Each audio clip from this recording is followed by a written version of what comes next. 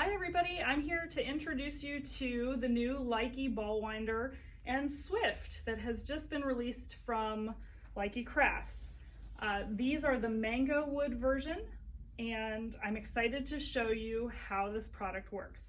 First things first, when you receive your ball winder, you will find a metal clamp, an adjustable arm, which you will fix to the end of your ball winder using this screw pin.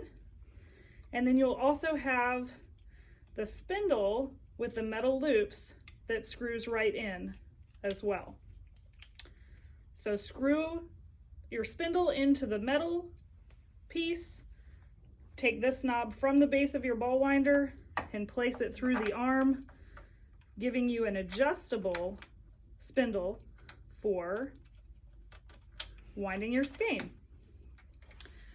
The big trick or tricky situation for assembling your ball winder is that this arm is going to be pressed to the base. In order to get your cone on top, you have to pull this up, pull the arm up so that it is seated underneath the wooden knob and slide the cone on.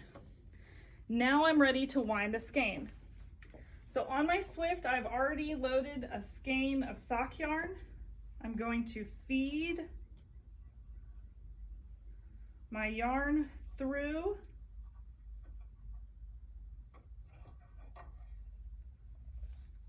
and attach it to the top of my ball winder. Hold slight tension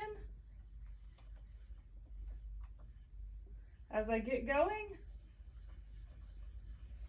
And then once my winder starts running, I'm winding up my yarn.